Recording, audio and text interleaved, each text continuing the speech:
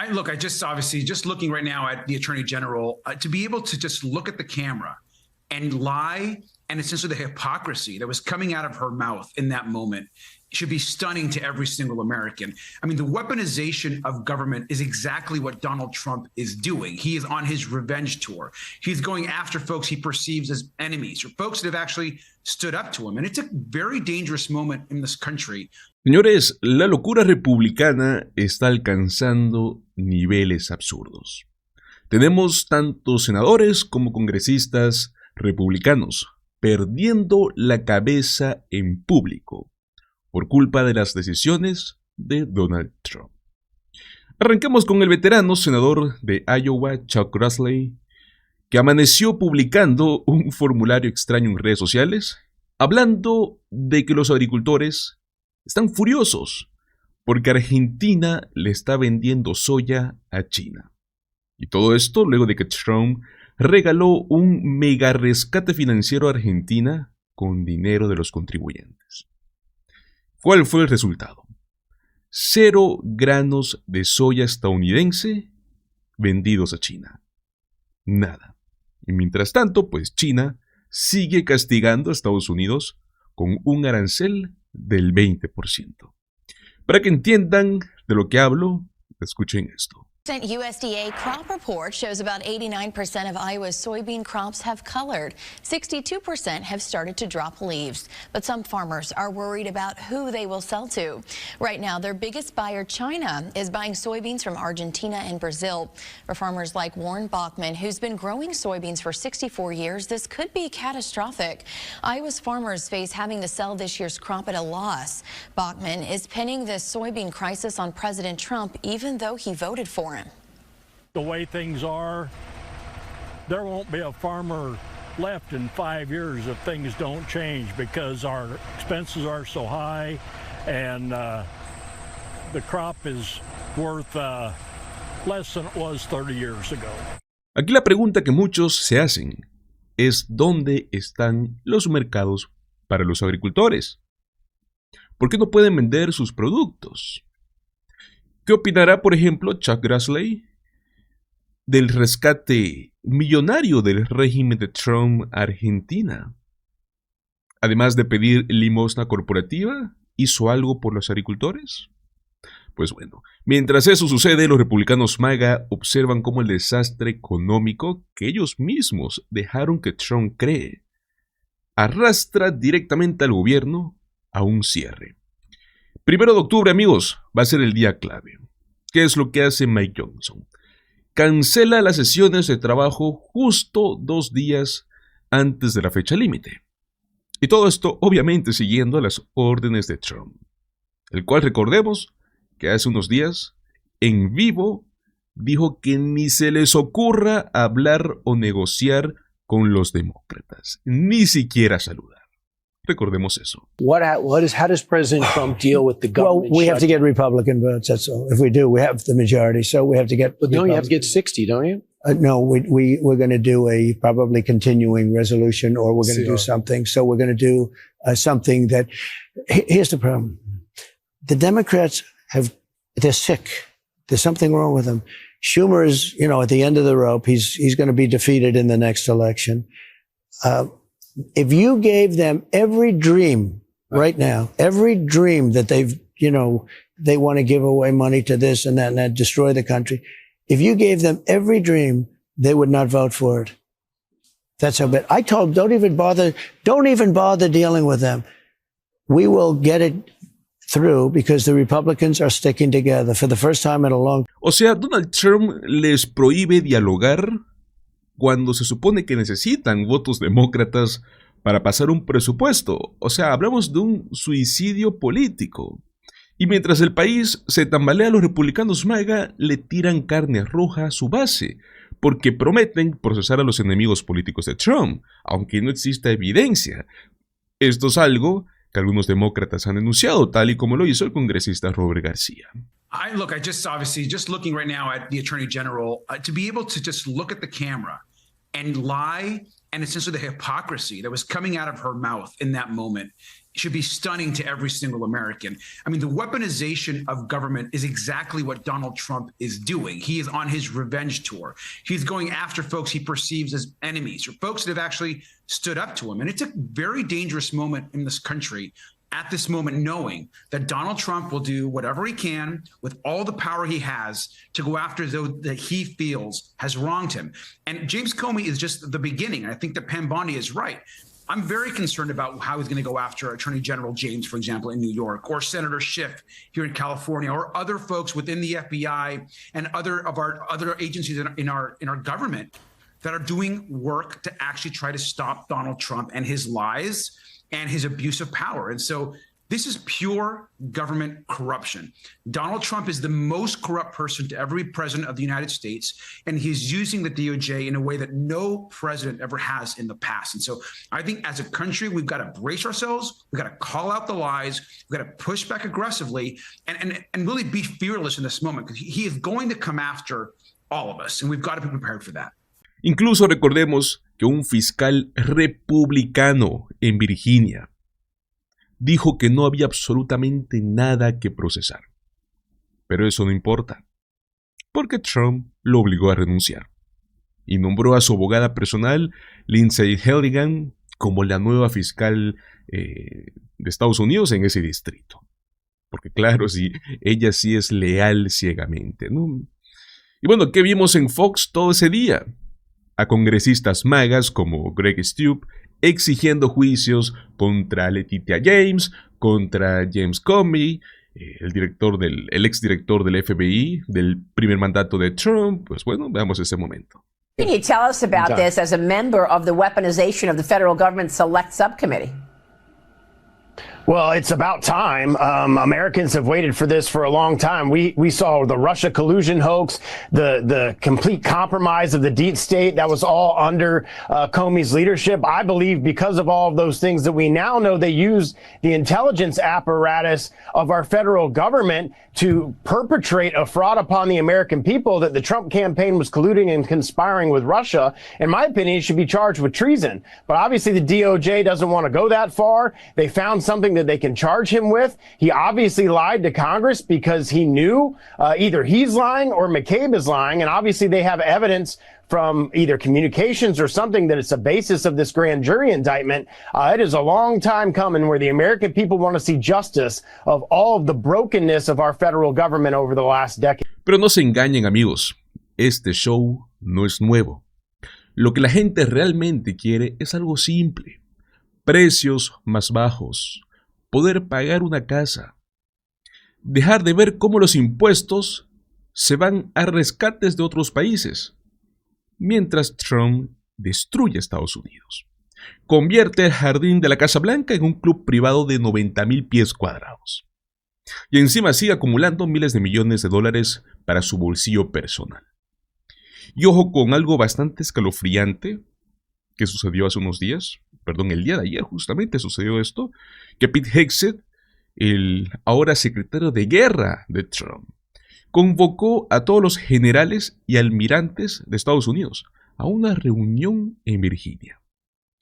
Todos juntos en el mismo lugar, dejando operaciones críticas sin mando. Veamos esto.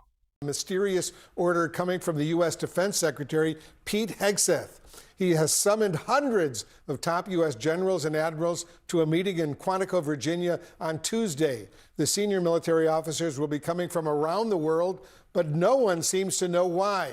None of the officers are admirals or generals. The White House is dismissing the intrigue. Listen. Well, I'll be there if they want me, but why is that such a big deal? I mean, the fact that we're getting along with the generals and admirals from all, remember, I'm the president of peace. It's good to get along. It's good. You act like this is a bad thing. Isn't it nice that people are coming from all over the world to be with us? It's not particularly unusual that generals who report to the Secretary of War and then to the President of the United States are coming to speak with the Secretary of War. It's actually not unusual at all, and I think it's odd that you guys have made it into such a big story. One official joked that it's being called the General Squid Games, but not everyone is laughing. In May, Hegseth ordered the Defense Department to cut the number of four-star generals and admirals by at least 20%. Let's discuss this and more with the former Deputy Pentagon Press Secretary and CNN political and global affairs commentator, Sabrina Singh. She's here with me in the Situation Room. Sabrina, you heard very clearly the President and the Vice President, J.D. Vance, attempting to downplay this very unusual in-person meeting of hundreds of senior military officials being told, come to Quantico, Virginia for this meeting. They don't know what the meeting is about. What's your reaction to this Hegseth order? Well, it's highly unusual. We've not seen, through many secretaries of defense over the years, from Gates to Panetta under Secretary Austin, we've never seen a meeting like this convened. And what Hegseth is doing is basically pulling back from 1 to 4 stars. That's approximately 800 people all around the world from their different missions and combatant commands to Virginia for a meeting that no one knows what it's about. On top of that, it's the day of the shutdown, September 30th, and it's going to be an incredibly costly meeting to have all these people literally drop everything that they're doing to come to Virginia for something that we don't even know. Yo me pregunto, ¿qué significa esto? ¿Será nuevamente una purga militar? ¿Una lealtad forzada? Porque amigos, están removiendo oficiales de carrera. Sobre todo hemos visto a mujeres hispanas, afroamericanos, para quedarse solo con los militares leales a Donald Trump. Para colmo, Trump sigue hundiéndose en las encuestas.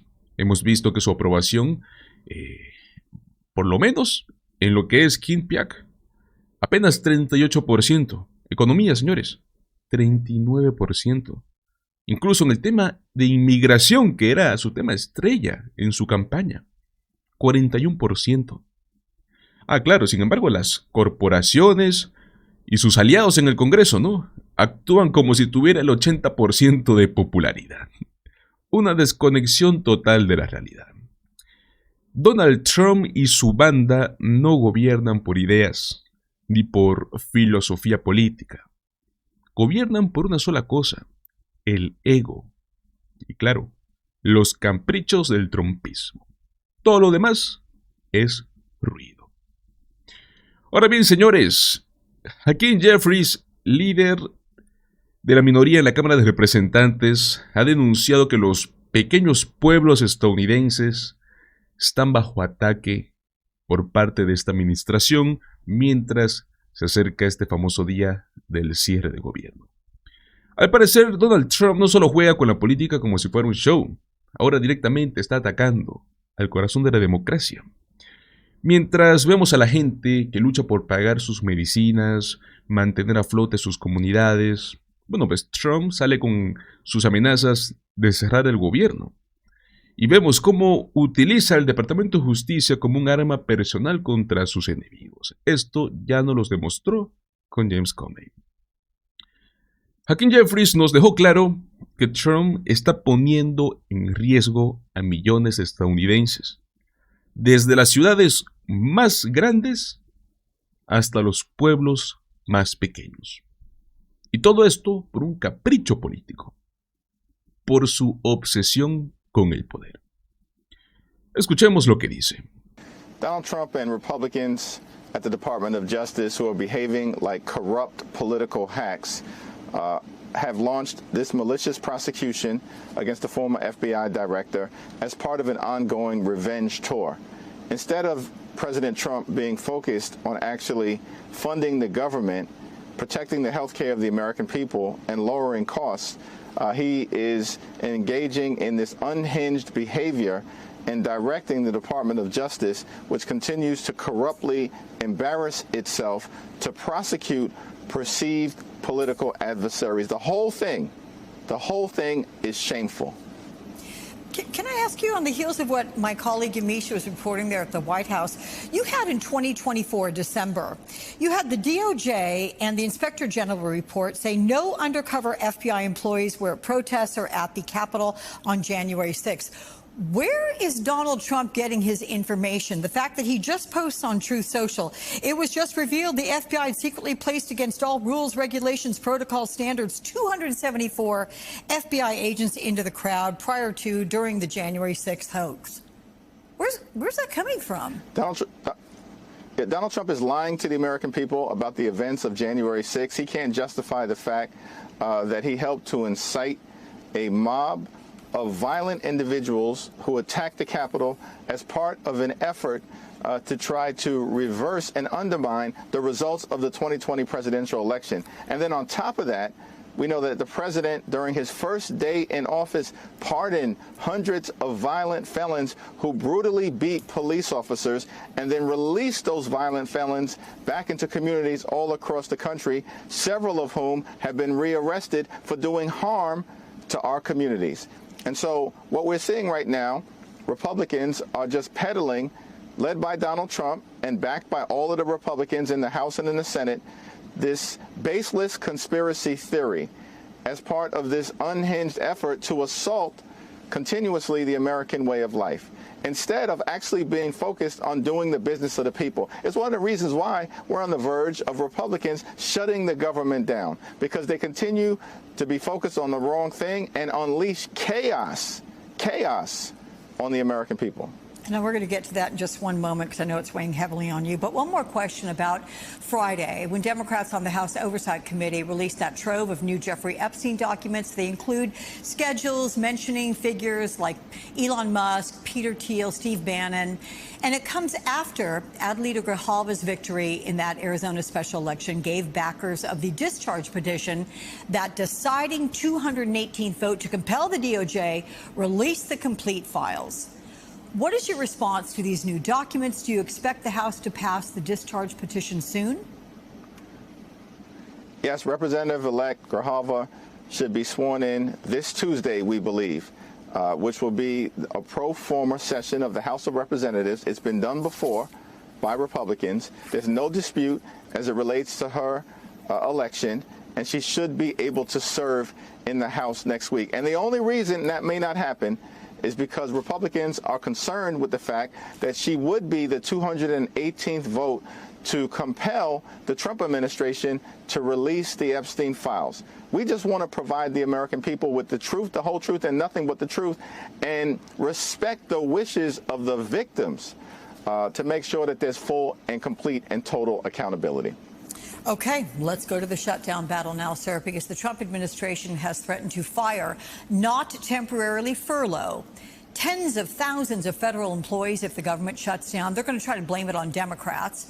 The administration and DOJ, they've been pretty successful so far laying off government workers. So is this a real threat or is it just a pressure tactic?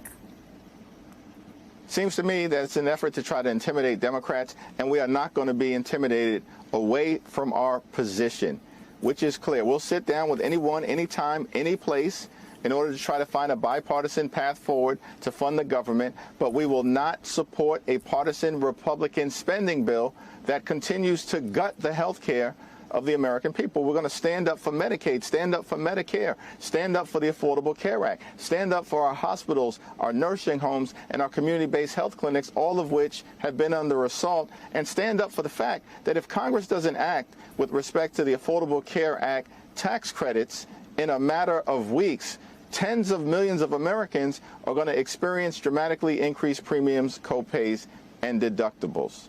Understand that the Trump administration has already been engaging in mass firings all throughout the year. And so a government shutdown has nothing to do with what they've already shown they are willing to do, which is why we just have to continue to hold the line and make it clear our position: cancel the cuts, lower the costs, save health care. Do Democrats, though, risk being blamed if this government shuts down? And if so, how do you change that narrative? We absolutely do not risk being blamed because the American people will not be fooled by the rhetoric coming from reckless Republicans. Republicans control the House. Republicans control the Senate. Republicans have a president at 1600 Pennsylvania Avenue, Donald Trump. They control the entirety of the federal government. If the government shuts down, it's because Republicans have made a decision to shut the government down. And it's entirely unreasonable for them to expect that we're just going to simply go along to get along with the Republican healthcare crisis that they've created. No, we need to reverse the damage that has been done and stand up for people all across the country whose healthcare has been under assault. Black and brown communities under assault. Rural America under assault, urban America under assault, small town America under assault, the heartland of America under assault. That's why Democrats have drawn this line in the sand, and we're ready to sit down and have this conversation. It's Donald Trump who canceled the meeting and then decided to go to a golf event, of all things, rather than try to resolve this government funding issue. So let me get to what Donald Trump said. And you're right. He's the one that canceled the meeting. It was on the books for you and Senate Majority Leader Schumer to join him and discuss things at the White House. Trump said that a meeting would not be productive and accused Democrats of seeking to fund, quote, radical left views and policies related to health care, immigration, and crime. With so much on the line, how do you respond to the president saying, nope, I'm not going to even talk with Democrats? Well, Donald Trump and Republicans are lying to the American people. They know that their position is not defensible.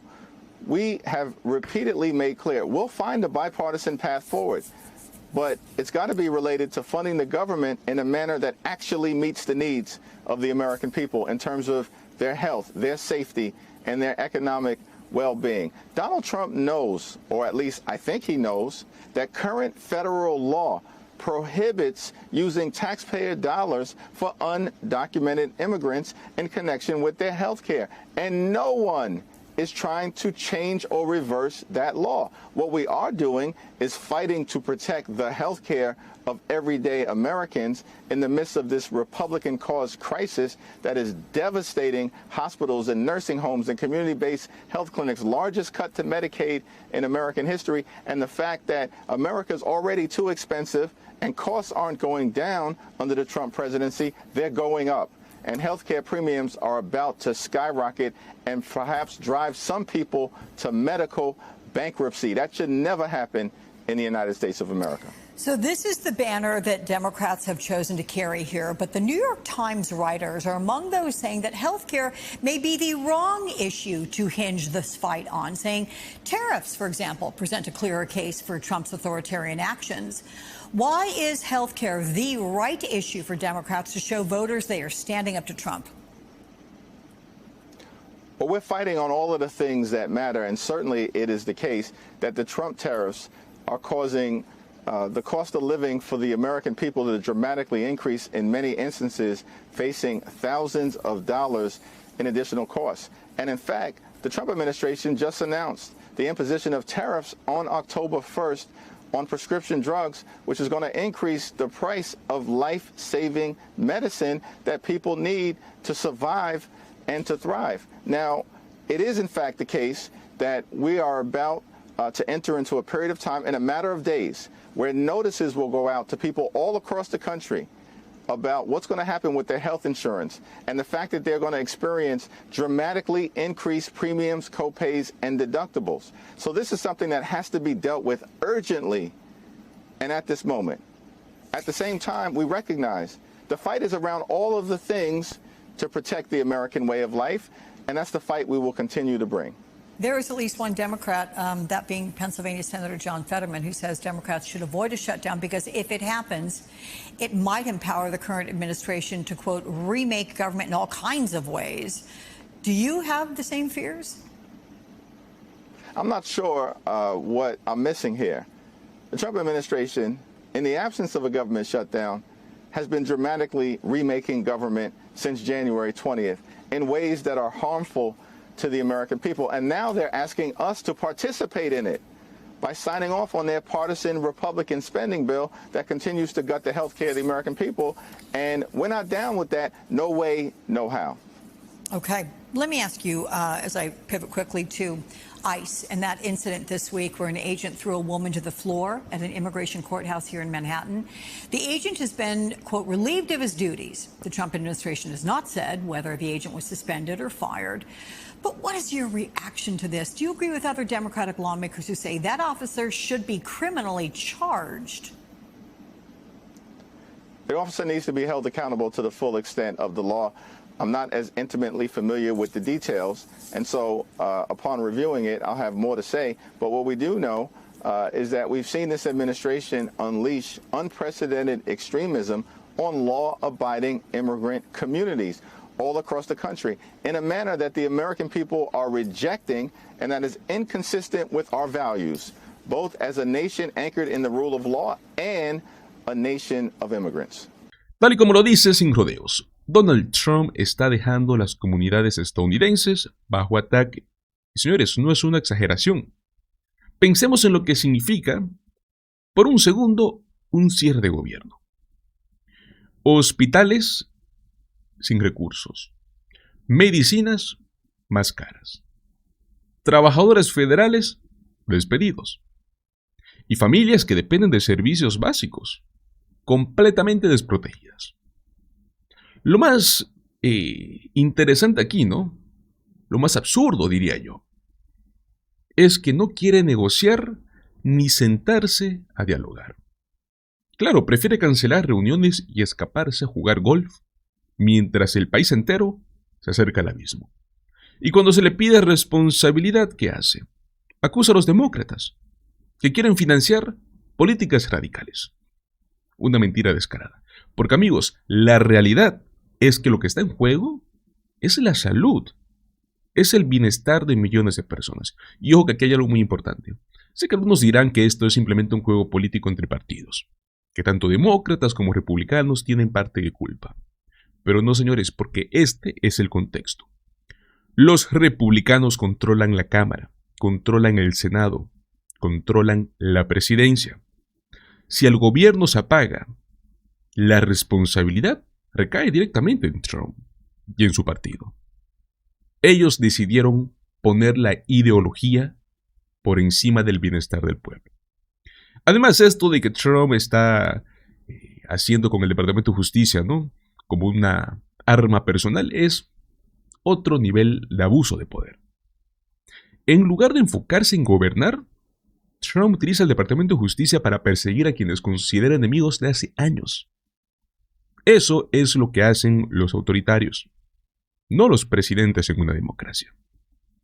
Pero bueno, amigos, ¿qué opinan ustedes?